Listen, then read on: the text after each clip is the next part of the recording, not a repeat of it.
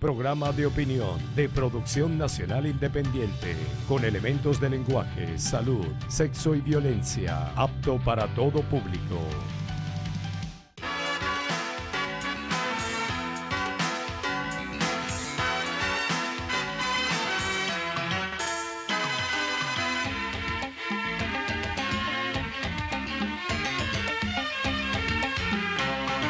Amigas y amigos, en este programa, el primero que hago después del evento electoral del pasado domingo 20, abordaré con dos destacados analistas venezolanos, Mariclín Stelling y Oscar Chemel, el desarrollo del reciente proceso comicial, así como sus resultados.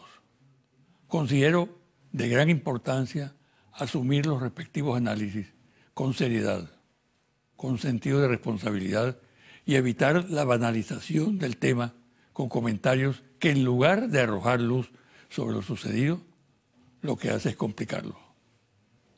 Destaco lo que a mi juicio es pertinente destacar. Ante todo, el orden que imperó en el país durante la votación. Millones de venezolanos y venezolanas se movilizaron pacíficamente para cumplir con su deber cívico y democrático, sin que se produjeran incidentes que lamentar. La normalidad se impuso, o mejor, la impusieron los participantes de manera responsable. Otro aspecto que conviene destacar, la eficiencia demostrada una vez más por el máximo ente comicial. Sin duda que esa eficiencia conjugaba dos elementos fundamentales. Por una parte, la experiencia acumulada en años de ejercicio por el personal del CNE, y la vocación de servicio del mismo. Otro elemento que cabe destacar es el comportamiento absolutamente institucional del personal que integró el Plan República, organismos de seguridad y Fuerza Armada Nacional Bolivariana, que actuaron con sentido profesional y de apoyo a los ciudadanos. El pasado domingo 20 de mayo destacó nuevamente el talante democrático del electorado y la manera responsable como se comportó. Si se compara con las experiencias vividas por otras naciones de la región, es clara la diferencia, lo cual confirma una vez más la calidad democrática del pueblo venezolano. Caben desde luego observaciones críticas a desplantes y provocaciones inducidos desde el exterior y protagonizados por personas que optaron por recurrir a actitudes estridentes para atenuar los efectos de sus errores y del fracaso que al final del proceso arrojaron sus actuaciones. Pero esos gestos no afectan lo fundamental del evento y no se pueden convertir en el dato clave de la jornada. Lo que en realidad cuenta es el pueblo venezolano que votó en paz, de manera ordenada, que la abstención que algunos sectores pretenden magnificar para empañar lo esencial del episodio comicial y que sin duda debe ser objeto de análisis, estuvo ubicada en el marco del histórico del fenómeno. Lo que importa de inmediato es el llamado al diálogo, a la recomposición de la relación de los ciudadanos y a la determinación de encarar con audacia y decisión los problemas que aquejan el país. Pausa y al regresar converso con los analistas Mariclín Stelling y Oscar Chemel.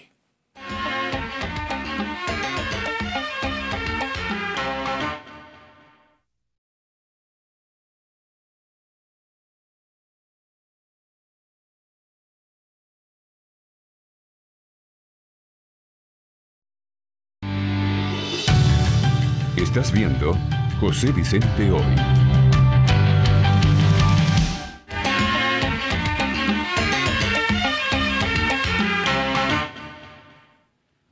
Hace 8 días los venezolanos estaban votando. Estaban en la calle. Otros estaban en su casa, pero todos estaban bajo el efecto electoral. ¿Cómo ha reaccionado el país ante los resultados? ¿Qué perspectivas existen? ¿Qué cosas que ocurrieron durante el proceso no se perciben en este momento? En fin, ese proceso electoral es una especie de caja de Pandora. Y se necesita de analistas serios, responsables, para hurgar un poco lo que está allí y lo que proviene de esa caja. Para ello, he invitado a este programa a dos analistas excepcionales, Mariclín Sterling y Oscar Chemel. Ustedes lo han visto en varias oportunidades en este programa. Y siempre que actúan, dejan una estela de comentarios. Muy bien, tengo la satisfacción de presentarles a ustedes, a la audiencia de Televen y de este programa, a Mariclín y Oscar. Bienvenidos. Gracias, José Vicente, por la invitación. Bueno, Gracias, José Vicente. ¿quién arranca primero? La dama. El caballero de los datos. Bueno, ha sido una jornada, yo creo que lo primero que hay que resaltar que fue una jornada cívica, democrática, pacífica, respetuosa, transparente. A pesar de todos los pronósticos. A pesar de todos los pronósticos, de todas las amenazas y de todas las tentativas de saboteo. Y las presiones. Presiones innombrables. La participación fue importante, se habla mucho de una abstención significativa, pero en realidad la participación en este proceso electoral, a pesar de las circunstancias adversas, no solamente el saboteo y los llamados a la abstención, sino las circunstancias materiales, económicas en las que se desarrolló esta jornada electoral, esta campaña electoral, ha sido... Y conviene señalar allí que las grandes amenazas provienen precisamente de la mayor potencia del mundo. ¿No? Exactamente, no Es es un cualquier dato cosa que también. Venezuela y el gobierno bolivariano, el pueblo venezolano hoy se enfrente a la primera potencia militar del planeta. No es tontería. ¿Por qué fue una participación importante? Porque está por encima del promedio de América Latina y de Europa, incluso de los mismos Estados Unidos. Es una participación relevante, importante. Votaron... ¿Qué dice la batalla de las cifras? Sí, ya Interlace, apartando la modestia, Interlace volvió a acertar con sus resultados. Los clientes que reciben nuestros informes, usted mismo que recibe nuestros informes, Me consta eso. los publicamos incluso todos los domingos. Acertamos con las cifras de abstención, con las proyecciones de abstención, las proyecciones de participación y con los porcentajes que obtendría cada candidato, sobre todo en el caso del presidente Maduro. El caso de Henry Falcón lo podemos analizar después. La competencia en esa materia. Sí, bueno, además Interlace yo quiero reconocer, me parece saludable, el trabajo acertado que hizo Consultores 3011, ICS, que son dos encuestadoras de mucho prestigio. Creo que fuimos las únicas 3 encuestadoras que acertamos con los resultados. Entonces, Y hay una innombrable, ¿no? sí, eso no. Cuando yo hablo de la competencia siempre prefiero hablar bien, ¿no? Y reconozco el esfuerzo y la trayectoria. Pero quiero destacar sobre todo el trabajo de estas 3 encuestadoras, ¿no? Para finales de abril las cifras, tal como dicen nuestros estudios, las cifras de abstención rondaban el 51%. Se eleva levemente, se eleva un poco para el día de la abstención, a 52, 53, pero en general las proyecciones estaban alrededor de la mitad de la población electoral que participaría. ¿El histórico cuál es? El histórico depende. Hay unas cifras de abstención importantes. El histórico de las presidenciales. Sí. Presidencial, claro. Fíjese. La abstención, sin duda, ha venido subiendo.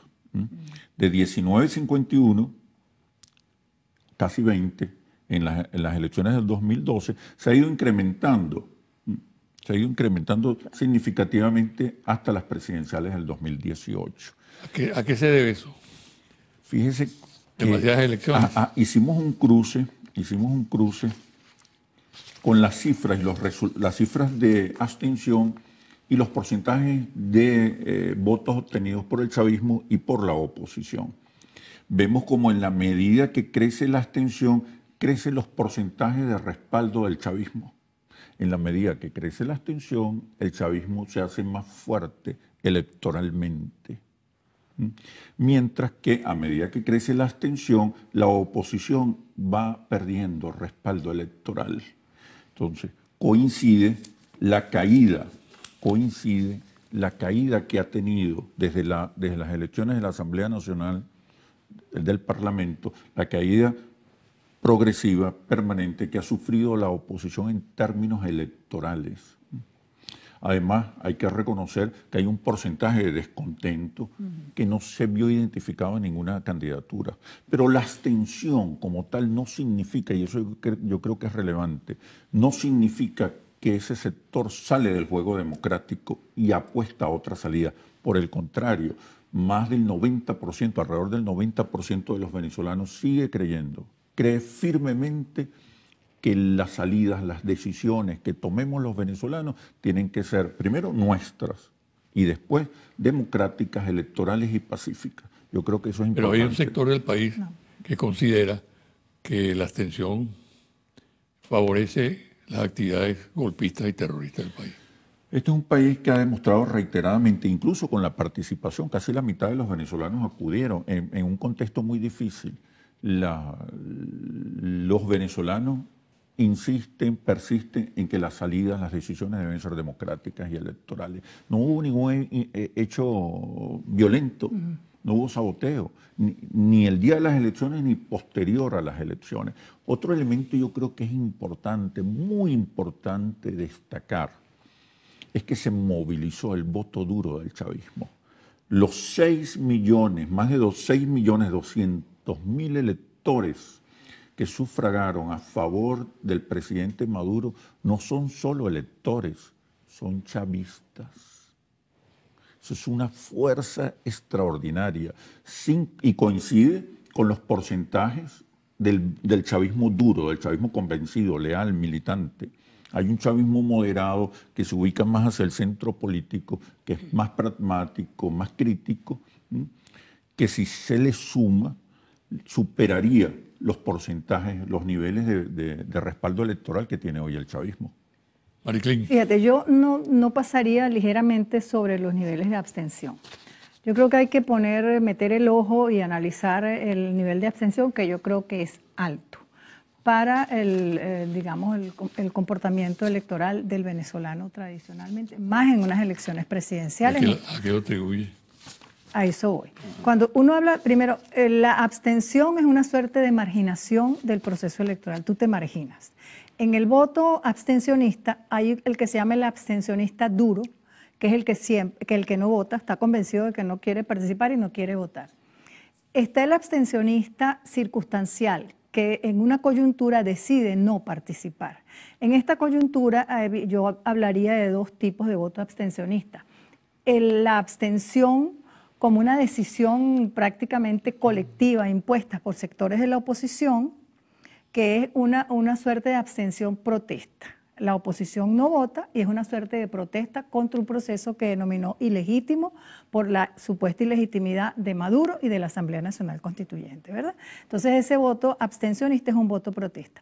Pero también hay una merma en el voto chavista, en el voto bolivariano, y ese es una gente que también antes votaba bolivarianamente hablando y se abstiene. Ese es también un voto abstencionista circunstancial debido a la situación política y económica del momento, debido a condiciones socioeconómicas y políticas. El problema del voto abstencionista, a menos que Schemel luego haga un estudio, es que tú no vas a la gente que se abstuvo y le preguntas, ¿usted por qué se abstuvo? Tú nunca sabes, es una protesta, un voto silencioso, una decisión silenciosa que tú no sabes por qué se abstuvo la gente. Tú no tienes oportunidad de decir, porque yo sí voté por Henry Falcón, voté por Bertuccio o por Maduro, ¿verdad? Pero la abstención, tú no sabes por qué la gente se abstuvo. Ese es un fenómeno que hay que analizar. Lo que yo puedo intuir de las cifras que he visto es que la abstención bolivariana, por llamarla de alguna manera, no migró a los rivales de Maduro, a los contendores de Maduro. No migró ni a Falcón, ni migró a Bertucci aparentemente. Simplemente se abstuvo de votar y no hubo gente que transfirió sus votos. Un voto protesta, ahora voto por Henry Falcón. Eso no pasó.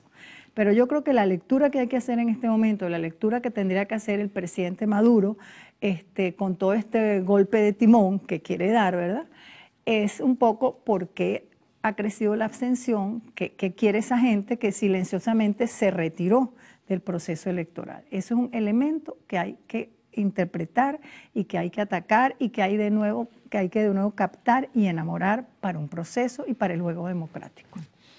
Aunque si uno se fija en las cifras de respaldo electoral del chavismo, han venido creciendo de manera reiterada desde las elecciones a la Asamblea Nacional del 2015, donde el chavismo tuvo 5.600.000 votos. Ahora tienen más de 6.200.000 votos. Es decir, ha habido un crecimiento. Recuérdate que evidentemente, que esta es la elección presidencial. Pero aquellas eran, los niveles de participación en Claro. aquella oportunidad fueron muy altos, ¿no?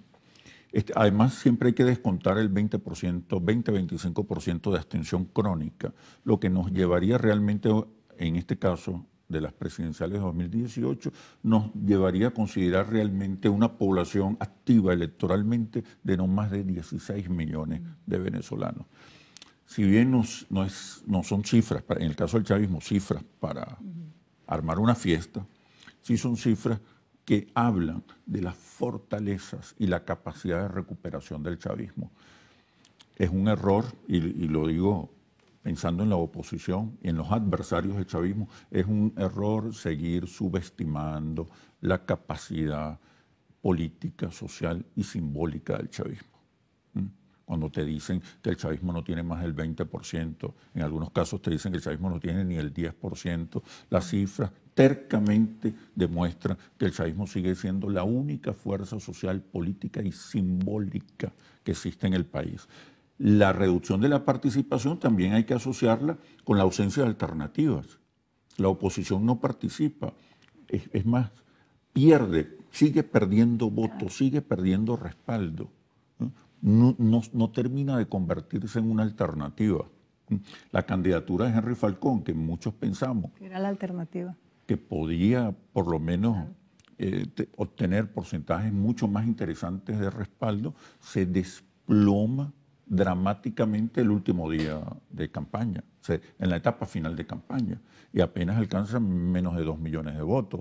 Evidentemente, un líder que no logró posicionarse, que no gestionó bien su imagen y su posicionamiento, la campaña más terrible que he visto yo en la historia electoral de este país y del mundo, una campaña torpe, mediocre, increíblemente desacertada, que lo que hizo fue hundir el potencial electoral que venía arrastrando, que venía teniendo Falcón desde que era gobernador. Yo acotaría también que quizás la campaña, tú la analizaste, podría ser calificada de una campaña que no fue muy exitosa, pero hay un elemento importante también. La oposición se dedicó a atacar más a Henry Falcón que prácticamente a Maduro, a deslegitimarlo, a destruirlo antes de que llegara el día de las elecciones. O sea que él llega muy golpeado a las elecciones, perdiendo apoyo electoral, por supuesto, pero también esta oposición fracturada se dedicó a destruir al candidato que tenía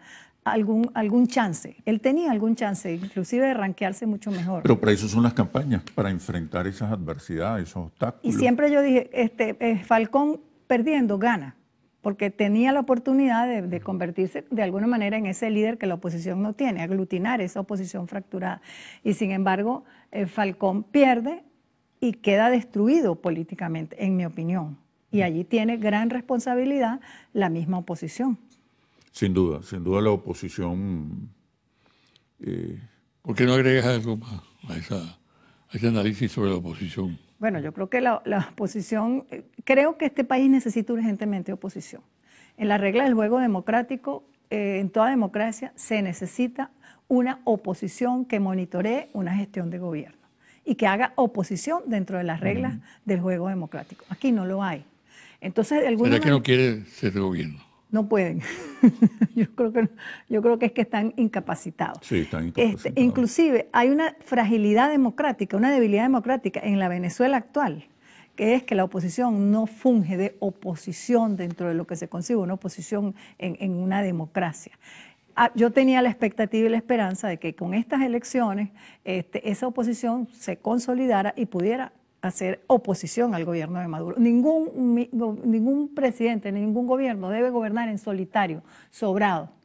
¿Entiendes? No puede ganar así, me las comí todas, me las sé todas, estoy sobrado, gané en buena ley y gané súper despegado de Henry Falcón, que quedó destruido para siempre. Eso no es bueno para la democracia. Y eso es lo que está sucediendo. Ahora, ¿qué es lo que yo creo que se debe hacer? Yo creo que esa oposición, así como Maduro está llamando al diálogo y está intentando dialogar y está cediendo en una serie de cosas, que hablan de un presidente que quiere consolidarse como presidente y que habla de un presidente que está tendiendo las manos y quiere diálogo y quiere convivencia. Yo creo que la oposición debería también en este momento comenzar a revisarse descarnadamente y a analizar qué es lo que está pasando y por qué dentro de la oposición las fuerzas apátridas que quieren invasión, las fuerzas que quieren además una dolarización, las fuerzas que fueron las fuerzas de la violencia de la oposición son en realidad las que mueven a los sectores de oposición. ¿Por qué los mueve la violencia? ¿Por qué los mueve la guarimba? ¿Por qué no los mueve un proceso electoral? Eso es un elemento que yo creo que la oposición tiene que revisar y consolidarse. Un dato interesante, el chavismo desde el 2013 ha perdido 1.300.000 votos aproximadamente. La oposición desde el 2013, desde las presidenciales de 2013, ha perdido casi 4,5 millones de votos. Una oposición que no logra interpretar el país y convertirse en una alternativa.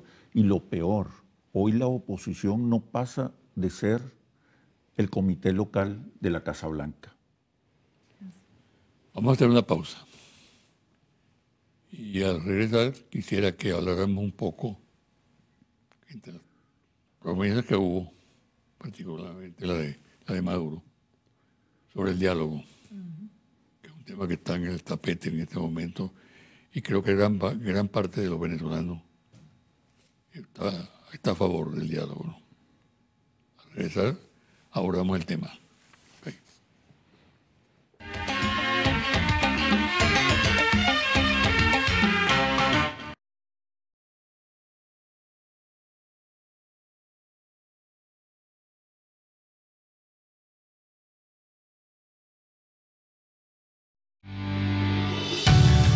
Estás viendo José Vicente Hoy.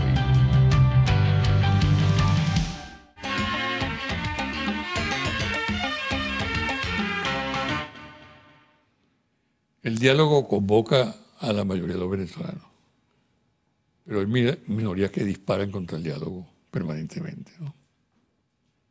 Maduro asumió la bandera del diálogo y por lo que empezamos a ver, comenzó a practicar el diálogo. La presencia de Bertucci en la casa en Miraflores es un dato importante que hay que valorar.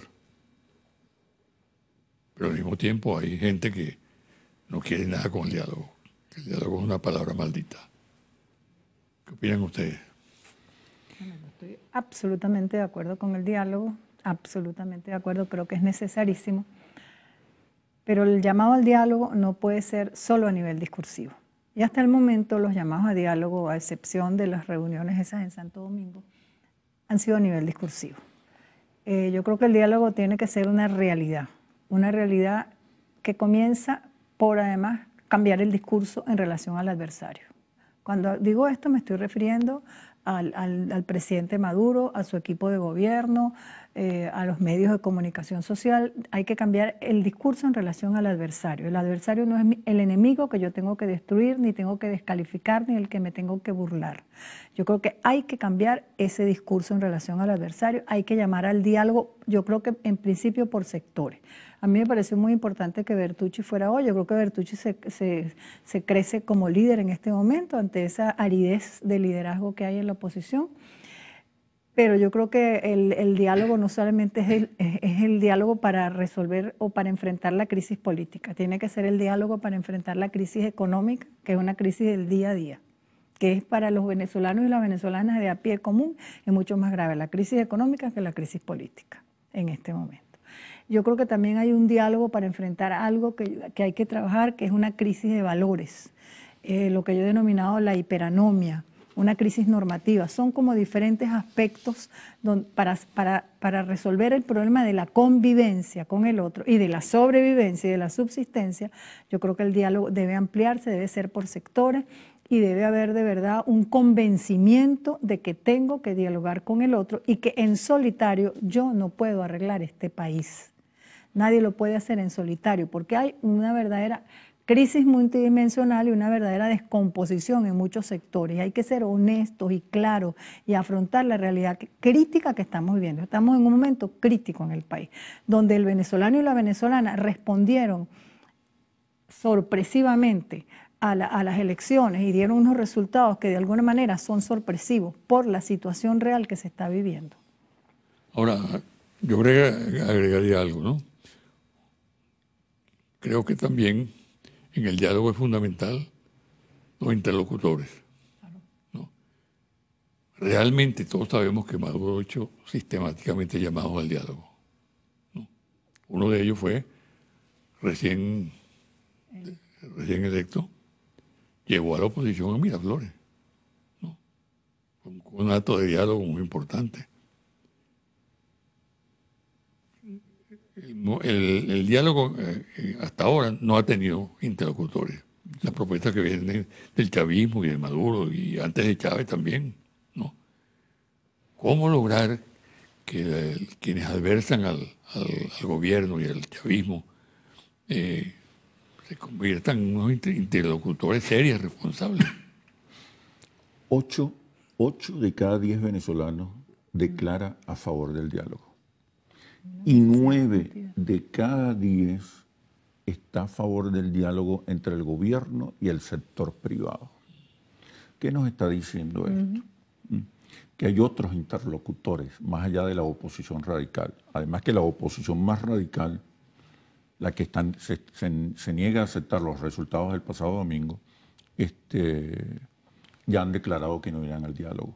Pero hay otros sectores muy importantes, los sectores, los sindicatos, las organizaciones populares, el sector privado, los jóvenes, los pensionados. Hay múltiples sectores que pueden participar y ser incluso mucho más representativos que la oposición radical. 9 de cada 10 está a favor del sector privado. El sector privado es un actor fundamental, es percibido como un actor fundamental para superar la crisis. Incluso hay una revalorización del rol que puede jugar el sector privado en estos tiempos difíciles. Es decir, que allí pudiera estar el interlocutor. Y hay otro sector en los partidos políticos que también están apostando al diálogo. Copeye creció en esta jornada electoral. Bertucci es un fenómeno electoral, sacó 1 millón de votos en apenas mes y medio. Representa un sector muy importante del país.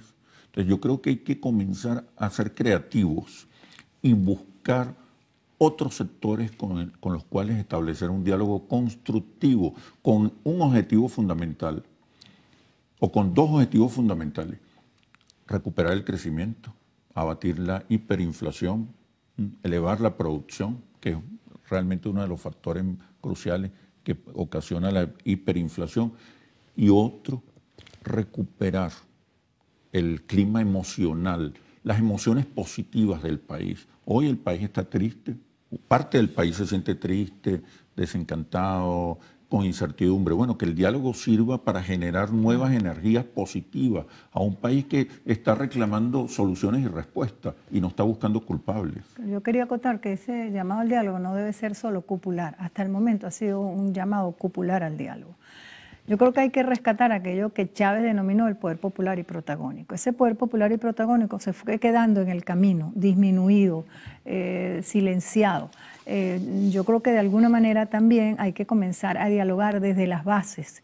Y ese poder popular y protagónico también debe ser un monitor, debe fungir de una posición intrabolivariana, porque yo creo que hay dos oposiciones, la oposición política, pero debe haber un monitoreo de la gestión que surja de las propias bases, de la propia población, y que eso también tenga que ver con la capacidad de dialogar en las comunidades, de dialogar, de conversar, de reconocernos como venezolanos y venezolanas y no vernos como enemigos.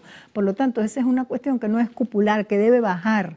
Y yo creo que hay que de alguna manera despertar esa necesidad de dialogar, pero además de monitorear la gestión de gobierno desde las bases. Y en función de los problemas concretos del país. Claro, y allí se discuten los problemas concretos. A ese nivel se discuten los problemas concretos. Hay un diálogo que también es importante, no solamente el diálogo que es fundamental, con otros sectores, más allá de las cúpulas, más allá de los blanquitos, porque además esa oposición radical no solamente es clasista, es racial, y por eso está desconectada tan dramáticamente de las realidades del país. Pero hay un sector muy importante, que es el propio chavismo. El propio chavismo tiene que abrirse al diálogo interno y hacia otros sectores, pero sobre todo interno. El presidente prometió un nuevo comienzo. Yo creo que también ese nuevo comienzo debe involucrar al chavismo. El chavismo tiene que renovar sus banderas, tiene que renovar su discurso, sus relatos, sus símbolos. Tiene que acercarse a ese otro país que no es antichavista, pero está esperando respuesta y está esperando un discurso que los involucre, que los incluya también. Si creemos que se inicia un nuevo país, un poco tú lo señalas, ¿no? Un nuevo comienzo, dice. Un nuevo comienzo, en función del país, desde luego. Sí. ¿Cómo lograr que se estructure una oposición democrática? Eso tiene que surgir de la misma oposición. Ajá. Una renovación que tiene que salir de las mismas fuerzas de oposición, una suerte de golpe de Estado. Pero hasta ahora ha sido imposible. Ha sido imposible, pero yo creo que es el momento que hay voces muy críticas en la oposición que fueron además muy fustigadas en este proceso electoral, que se atrevieron a escribir artículos críticos, a cuestionar cómo estaba funcionando la oposición, a señalar gente que estaba pervirtiendo la misma oposición, que fueron además muy atacadas. Yo creo que ahí debe venir una renovación dentro de las mismas filas de la oposición, un llamado a renovar la fila y a sacar del juego esa dirigencia cupular que está enquistada allí, que no se conecta ni con el pueblo venezolano, ni se conecta con la misma oposición. Ya no. Entonces yo creo que eso es un proceso que debe venir desde allí. Y hay voces críticas que están llamando a eso, dentro de la misma oposición. Ahora, la mayor responsabilidad en este momento la tiene Maduro. La tiene Maduro. Obviamente, ¿no? Por ser un triunfador, por tener un control democrático, ¿no? Claro. Control democrático sobre los factores de poder, ¿no? El dominio de todas las instituciones, a través de gente adscrita a su tendencia política. ¿Qué tendría que hacer Maduro? Mira, yo creo que él está llamado históricamente a convertirse en lo que yo denominaría el gran conciliador. La historia actual le ha dado a él esa oportunidad. Fue reelegido con un caudal importante de votos en unas condiciones críticas donde en realidad lo que le han debido dar es una paliza electoral y no se la dieron por las condiciones críticas que se está viviendo. Yo creo que él está llamado a ser, en este momento tiene que asumir un rol histórico que es el gran conciliador de venezolanos y venezolanas. Es una nueva etapa hegemónica. Es la etapa de la construcción de nuevos consensos, de nuevas alianzas. La palabra tuya es muy sospechosa. Por eso, gran conciliador. Por eso el chavismo tiene que comenzar, y el gobierno bolivariano, a reconocer a otros sectores. Aquí ha surgido un COPEI. Las fuerzas que acompañaron a Henry Falcón son fuerzas progresistas, adultas políticamente. Bertucci. Es decir, hay otros sectores que hay que reconocerlos y reconociéndolos comenzarán a existir, y ahí hay también una gran posibilidad de conectarse con otros sectores. Es el tiempo, insisto, de una nueva hegemonía, de renovar los consensos, de reconstruir consensos y de las alianzas más allá del chavismo. Y de renovación quizás también, no solamente en la oposición, sino de renovación también en las filas bolivarianas. Yo creo que es en el momento de una circulación, no sé si llamarla de élite, pero debe haber una circulación en las dos fuerzas políticas en este momento. ¿Ustedes son pesimistas o no? En este momento yo creo que estoy muy positiva. Soy optimista. Estoy positiva. Yo creo que después del domingo hay una nueva ola de optimismo en el país. Sí. Yo tercamente siempre he sido optimista, positivo. no me enrollo con los problemas, lo que busco es la solución. Y yo creo que el país también entraría en una dimensión optimista de sentimientos positivos, de emociones positivas, con un discurso alentador que nos incluya a todos y sobre todo con soluciones y respuestas a los problemas más graves. Es la idea, es el tiempo también de convocar al país. Hay una amenaza contra el Estado-Nación, hay una amenaza contra las bases culturales del modo de pensar nacional popular. Hay una amenaza realmente contra la integridad del país, hay una amenaza contra las fortalezas de sus instituciones. Y eso debería unirnos. Y eso tiene que unirnos. Los venezolanos tenemos que defender nuestra integridad territorial, nuestra integridad cultural, nuestra integridad institucional. Tenemos que defender al Estado-Nación que hoy está gravemente amenazado. El concepto de Chávez, ¿no? Sí. Sobre la patria. Retomar ese concepto, yo creo que hay que rescatarlo. Sí. Y otro diálogo importante es el diálogo con factores externos. Hay que hacer un lobby importante, hay que comunicarnos más eficientemente con diversos sectores, movimientos, gobiernos en el extranjero para obtener su comprensión y respaldo frente a una extraordinaria e inusual amenaza contra Venezuela. Pronóstico. Mira, yo creo que pronóstico, vienen momentos yo creo que duros, vienen momentos duros, no es fácil lo que nos espera. ¿Más duros? Sí. Pienso que sí. No solamente por la situación interna que es crítica y que no se compone mágicamente por los resultados electorales, sino por la presión internacional. Estoy de acuerdo con Óscar en el sentido que yo creo que ahorita nuestra Cancillería debería tomar un papel protagónico como de embajador de la verdadera realidad venezolana. Y creo que internamente voy a rescatar algo que dice un compañero tuyo constituyentista, que es Julio Escalona. Él está pidiendo un plan de 100 días. Y yo creo que es el momento... Tareas concretas, resultados concretos. Tareas concretas, un plan concreto de 100 días que le veamos los resultados. Yo creo que ya no queremos gestas heroicas, ya no queremos discursos grandilocuentes. Yo creo que el país necesita concreción y de verdad un plan a corto plazo donde uno comience a ver resultados. La narrativa de la guerra económica es válida, pero no es suficiente. Y está muy mal diseñado. Eso es un punto importante. El país está amenazado. Se necesita diálogo, alianzas y consensos nacionales para enfrentar las amenazas externas. Hay que mejorar el discurso para explicarle a la gente con la verdad, qué significa la guerra económica. No llega a 20% el porcentaje de venezolanos que piensa que la guerra económica es la causa de nuestros problemas.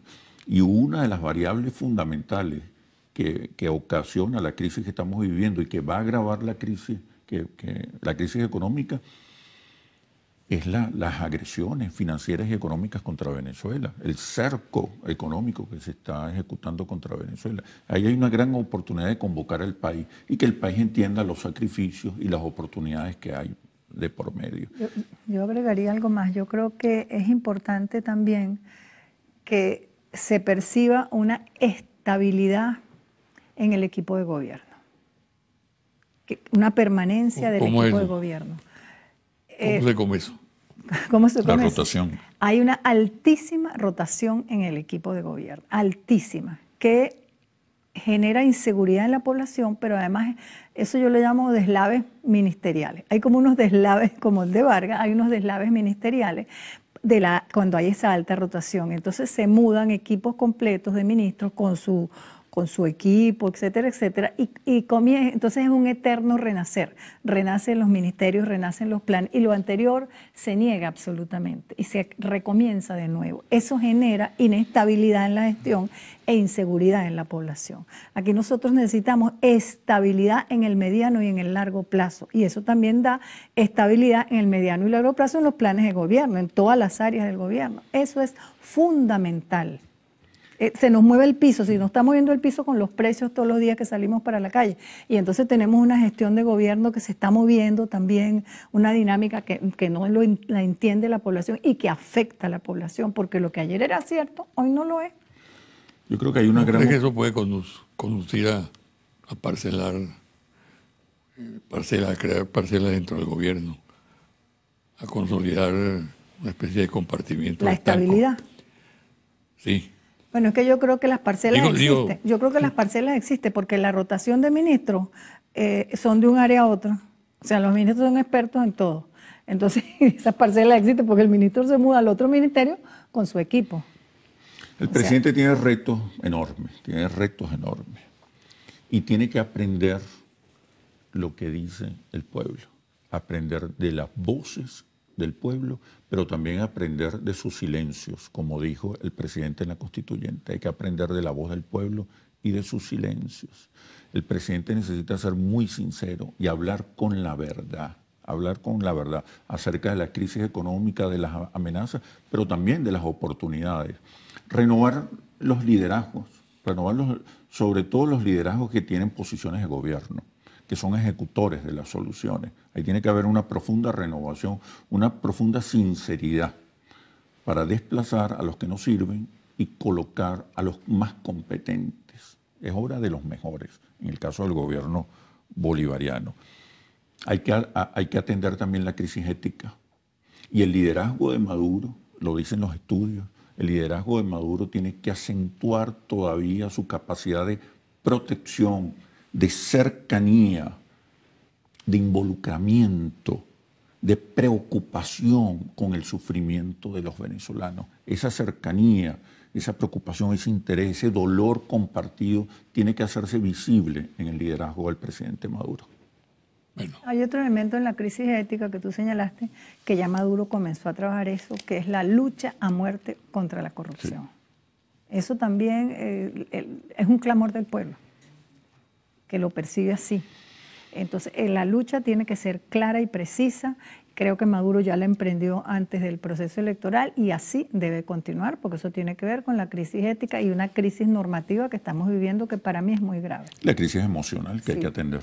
Bueno, muchísimas gracias, ¿no? A ti, José Vicente. Bueno, han dicho cosas muy importantes. Ojalá lo que dijeron sea escuchado. Así esperamos. Muchísimas gracias, Mariclín. Lo diremos hasta que nos escuchen. Bueno, gracias, José Vicente. Una pausa y al regresar a los confidenciales.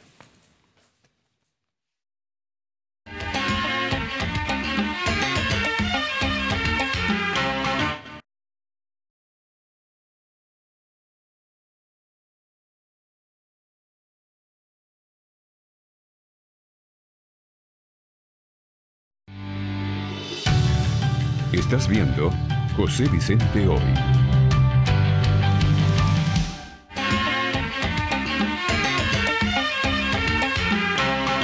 Y ahora los confidenciales.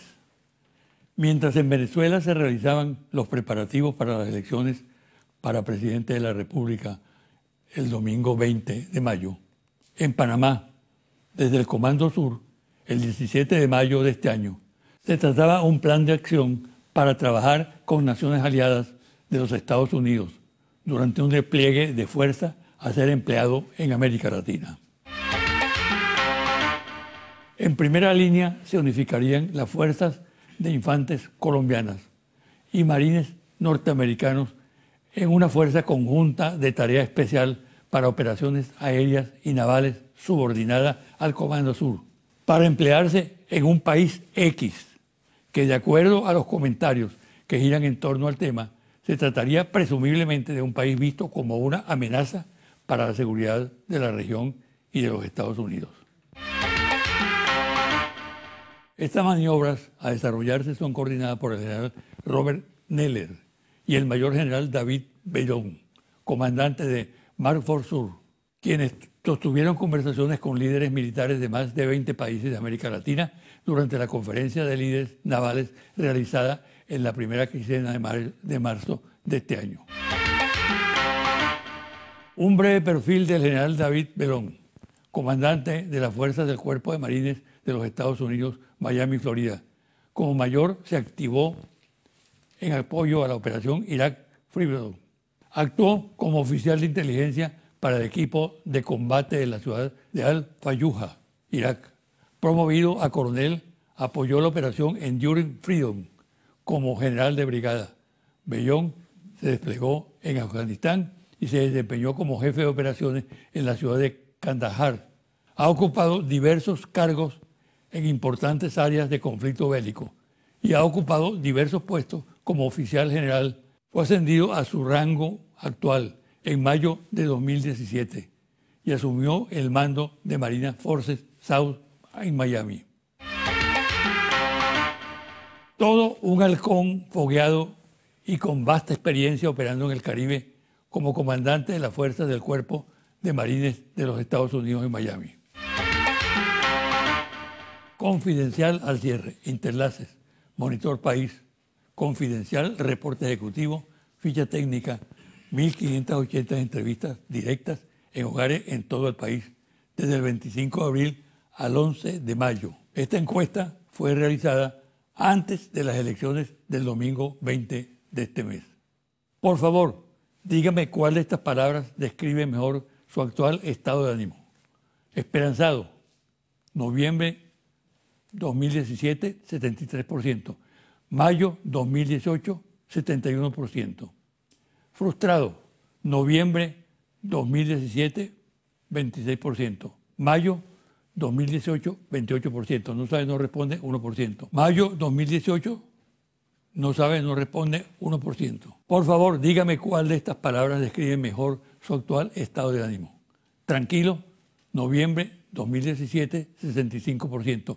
Mayo 2018, 55%. Confundido, noviembre 2017, 34%. Mayo 2018, 44%. No sabe, no responde, 2017, 1%. Mayo 2018, 1%. Por favor, dígame cuál de estas palabras describe mejor su actual estado de ánimo. Confiado, noviembre 2017, 33%. Mayo 2018, 25%. Preocupado, noviembre 2017, 66%. Mayo 2018, 74%. No sabe, no responde. Noviembre 2017, 1%. Mayo 2018, no sabe, no responde, 1%. Por favor, dígame cuál de estas palabras describe mejor su actual estado de ánimo. Optimista, noviembre 2017, 61%. Mayo 2018, 52%. Pesimista, noviembre 2017, 38%. Mayo 2018, 47%. No sabe, no responde. Noviembre 2017, 1%. Mayo 2018, no sabe, no responde, 1%. Hasta aquí el programa de hoy. Me despido hasta el próximo domingo a las 9 de la mañana por este su canal Televisa.